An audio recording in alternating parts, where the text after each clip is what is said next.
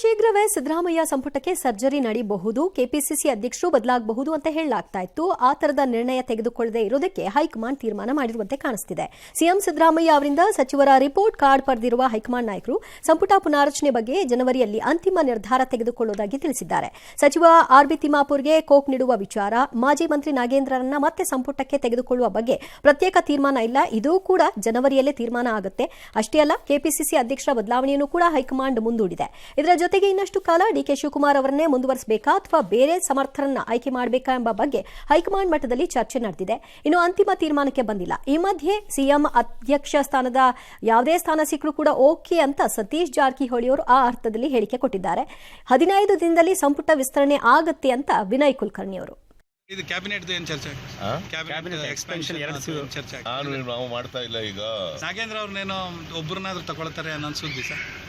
ತಗೋತೀವಿ, not immediately. ಮುಖ್ಯಮಂತ್ರಿ ಆಗಲಿಕ್ಕೆ ಆಸೆ ಇದೆ, ಅಧ್ಯಕ್ಷ ಆಗಲಿಕ್ಕೆ ಆಸೆ ಇದೆ, ಮಂತ್ರಿ ಆಗಲಿಕ್ಕೆ ಆಸೆ ಇದ್ದೇ ಇದೆ. ಆದರೆ ಅಂತಿಮವಾಗಿ ಪಕ್ಷ ನಿರ್ಧಾರ ಮಾಡಬೇಕು. ಪಕ್ಷ ತೀರ್ಮಾನವೇ ಅಂತಿಮ. ಹಿಂದಕ್ಕೆ ಸಿಎಂ ಮತ್ತ ಕೂಡ ಬಹಳಷ್ಟು ಓಡಾಡಿತು. ಈಗ ಅಧ್ಯಕ್ಷ ಅಂತ ಓಡಾಡ್ತಾ ಇದೆ. ಅದು ನಮ್ಮ ಉತ್ಸಾಹ ಅಷ್ಟೇ. ಅದು ಅಂತಿಮವಾಗಿ ಪಕ್ಷ ತೀರ್ಮಾನ ಮಾಡಬೇಕಾಗುತ್ತೆ, ಯಾರಿಗೆ ಮಾಡಬೇಕು, ಯಾರಿಗೆ ಮಾಡಬೇಕು. ನನಗನ್ಸಬಿಟ್ಟು ಈಗ ಒಂದು 15-20 ದಿನದ ಸಚಿವ ಸಂಪುಟ ಸರಿ ಮಾಡ್ತಾರೆ.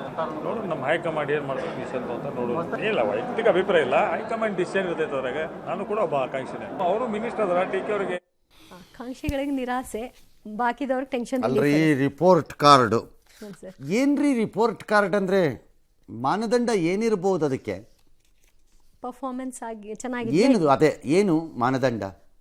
ಅಬಕಾರಿ ಇಲಾಖೆಯಲ್ಲಿ ಕಾಣಿಸಿದ್ದು ಮಾನದಂಡವೋ ಅಥವಾ ಈಗ ಆರೋಗ್ಯ ಇಲಾಖೆಯಲ್ಲಿ ಕಾಣಿಸಿರೋದೇ ಮಾನದಂಡನ? ಏನು ಮಾನದಂಡ ಅಂದ್ರೆ ಏನು? ಅಥವಾ ಈಗ ಯಾವುದೋ ಗೃಹಲಕ್ಷ್ಮಿಗೆ ದುಡ್ಡು ಕೊಡೋಕ್ಕಾಗ್ತಿಲ್ಲ ನಿಮ್ಮ ಕೈಲಿ ಸರಿಯಾಗಿಂತ ಆ ಮಂತ್ರಿ ಅದಕ್ಕೆ ಮಾನದಂಡಕ್ಕೆ ಬರ್ತಾರಾ?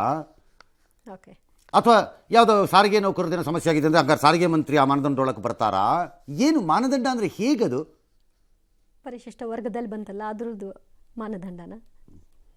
ಹಾಂ, ಬೋವಿದು ಕರೆಕ್ಟ್, ಎಕ್ಸಾಕ್ಟ್ಲಿ ಬೋವಿದು ಅದಾ ಮಾನದಂಡ. ಹೀಗೆ ವಾಟ್ ಈಸ್ ಇಟ್? ಮಾನದಂಡ ಅಂದರೆ ಏನು? ನಮಗೆ ಗೊತ್ತಿಲ್ಲದ ಮಾನದಂಡದ ಆಧಾರದಲ್ಲಿ ನೀವು ಮಾಡೋದಾದ್ರೆ ಆ ಮಾನದಂಡಕ್ಕೆ ಮಾನ ಮರ್ಯಾದೆ ಏನಿರುತ್ತೆ? ಈ ಶಿಸ್ತನ್ನ ನಾವು ಹಿಂದಿನಿಂದಲೂ ರೂಢಿಸ್ಕೊಂಡ್ ಬಂದಿದೀವಿ ಅಂತಾರೆ ಸರ್. ಅದು ಪಾಲನೆಗೆ ಬಂದಿದೆ ಸರ್. ಅವ್ರು ಜನಮೇಪಿ ಪಾಲನೆ ಮಾಡಿಲ್ಲ, ಸುಮ್ಮನೆ ಬುರುಡ ಬಿಟ್ಕೊಂಡು ಓಡಾಡ್ತಾರೆ ಅಷ್ಟೇ.